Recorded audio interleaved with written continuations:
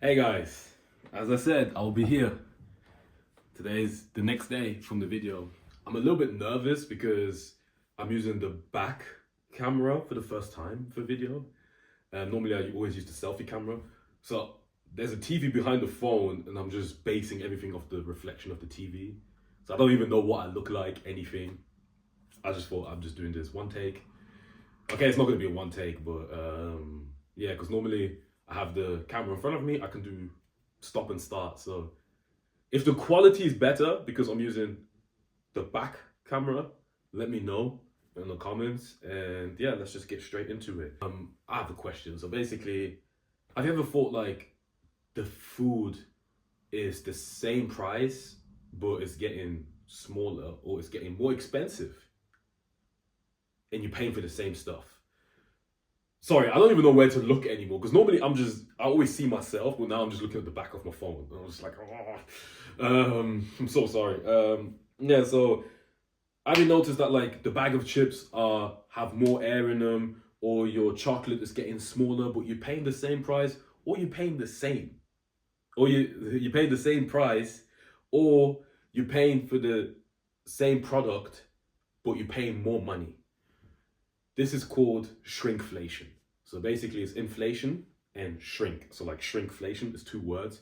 So shrinkflation is when the size or the quantity of a product gets smaller, but the price stays the same or increases.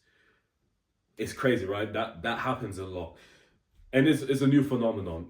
It's a new phenomenon. And I have a few examples on my trusty iPad. I have a few examples. Basically here in the UK, Kellogg's Cocoa Puffs went from 800 grams to 720. Same box size, same price. So what they do, that is like another example. They will have a big bulky box, but then maybe they would like make the insides of the product smaller, like the quantity of it, which I already explained. So it went from 800 to 720 grams, same price. So you're paying for less, but you're still paying for more. So like, there's going to be less of the product, but you're still paying the same for it. So that's example number one. Toblerone. In 2016, the iconic triangle gap got wider, less chocolate, same cost. Okay, it doesn't always have to be food. Here we have another example. Toilet paper rolls now often have fewer sheets per roll while packaging stays unchanged. That's also something. In the US, the large bag of Doritos shrank from 9.75 ounce to 9.25 ounce. That's 5 fewer chips. The price still stayed the same. Even soap bars and toothpaste tubes are shrinking a few grams at the time. So we see it that, as we said, with toilet paper, soap, toothpaste, chocolate, cereal, everything is still in its nice bulky packaging, but the price is going down, and it's a shame. It's also like a psychological thing because companies rather just shrink the product than do the price hikes. So I think this is, I don't know this to be true, but what I think is an educated guess, I guess, is that companies rely on shrinking their products because if you can grab the same bags of like chips, Kellogg's, soap for the same price, it's going to be less noticeable shrinking it than increasing the price. You know what I mean? So like if you have something that is, let's say, $3 and now it's $3.50, obviously you're going to see the price difference. But if you keep everything in the same box and stuff like that, and you might put it in small printing that, hey, we're changing something, or some people might not even notice the change because it still comes in the same packaging, then it's like, oh, I guess nothing happens. And that's what these companies rely on, is that consumers don't notice the packaging, the different packaging, or the gram difference of these products, because that's way less noticeable than the price change, right? So that's number, for my research, raw materials, energy, transport, all these things are more costly. You know what I mean? A lot of these things are get imported from other countries, cities, continents, So the prices are going up, especially if you have all these bidding wars for tariffs. I don't know if you've seen that. So things tend to be more expensive, and I guess it's because consumers, they buy with their eyes, not with their scale, right? We see price differences, but we don't have a scale where we can notice the stuff going down. I know it's like very popular with shampoo and stuff like that, where the things are constantly shrinking, but it's like it's something. And also one of the things is some companies, they are not surviving off shrinkflation, they are thriving of it, because now they get to sell you the same product for the same price for fewer goods.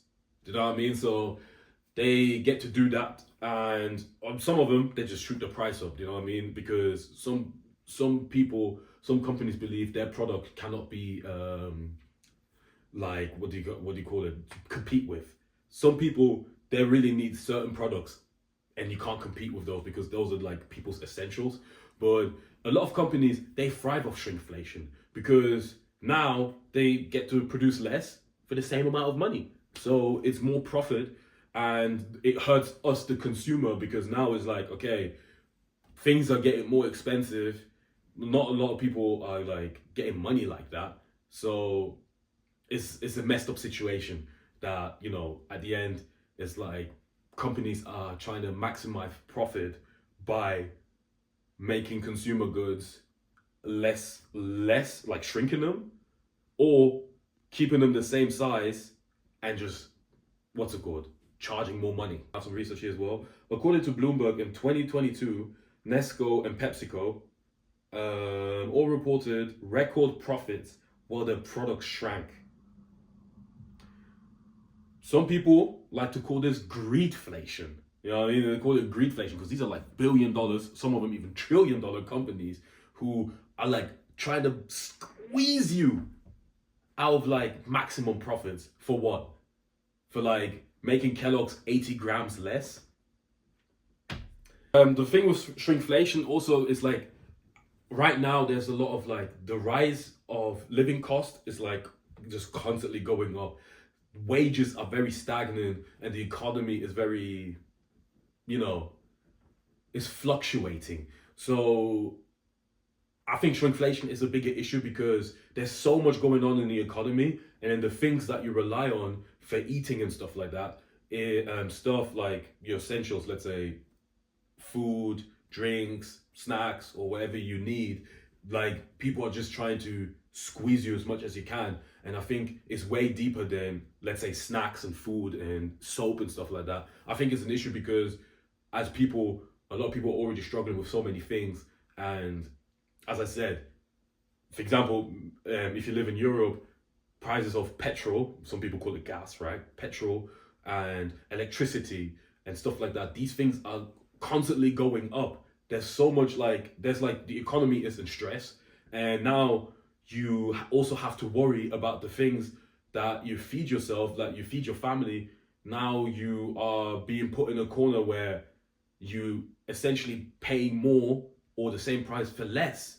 And I think it's kind of messed up, but I'm only one person. So, and the reason for that happening is because, as I said, some companies are looking for profits. Other companies are just trying to cut down on costs of, you know, they're trying to make up the cost from all the transports and stuff like that. So the way that they make up for it is making us suffer. There isn't much we can do, because normally I always like to say, what can we do? But I think the only thing that we can do is we can vote with our wallets. Hey, it's post-edit, David. Ignore the thing here. It's a pimple patch. It's the first time I put one on. Yeah, so I did mention in the end of the video that we can vote with our wallets, and there have been courses where, you know, I've mentioned toilet paper, Toblerone, all these things. I'm going to put examples here that these things actually work. So these things work. Companies are listening, because if we all go away, us as consumers, the companies, they want to make money. They can't make money if no one's buying their product. So again, I just want to emphasize, vote with your wallets. If there's something if you have to put off for it for maybe 6 months or a year, hey, these companies really listen. And you maybe send an email or a letter. And if it's like a group of you, like 10 people or something like that, you can really make an impact. As you see with all these other articles, I'm going to keep putting on as I speak, things really change. So together as one, we can really make a difference. Again, like, comment, subscribe. See you around. That's what it is. If shrinkflation is very noticeable, then we can just get alternative products. Or I think a lot of people, what they do also, when something goes on sale, just buy it in bulk. But that is difficult because just buying it in bulk is like, some people, their paycheck might only allow them to get this much amount of toilet paper. So they cannot get like hundreds and hundreds and hundreds of rolls, because that means they couldn't get something else. So buying in bulk is something that's, if you can do it, I guess it's good, especially if there's a sale. And again, go to other places that are cheaper and stuff like that. I know a lot of people, they only go to the convenience store because that's the closest one to them. Do you know what I mean? That's the closest one to them. So if it's Aldi, Sainsbury's, Tesco, Walmart, I don't know, Target, Lidl, like the one that's the closest to them, that's the one that they go to. Maybe if you drive a few blocks down, there might be something that is way more convenient and cheaper. And I think once companies notice, if we can all come together, then there could be a change. But if we're gonna keep things, if you're gonna let these things happen all the time, then suddenly something that used to be 600 grams is gonna be 480 grams. And now we're still paying the same price. And then even if the company's a little bit more messed up, they might charge you a little bit more. Inflation is very sneaky. It's designed to go under the radar. It's designed that we don't notice it. That's why, as I said, it's easier not to see the price. It's easier to see the price difference than it is to see the difference of the product, because they keep the product in the same packaging, everything. They keep the product in the same packaging, everything, and you wouldn't even notice. So I think we need to pay attention to these things. So next time you buy a bag of chips and it feels a little bit more empty, that's not your imagination. These things are actually happening. So that's it for the video today. I hope this is every time I say I hope this is one of my shorter videos. This is going to be a weird video because I'm trying something new. I don't know what I look like right now because I'm just looking at the back of my phone. So leave a comment, leave a like, subscribe, share the video if you can. And thank you so much. So remember, vote with your wallets.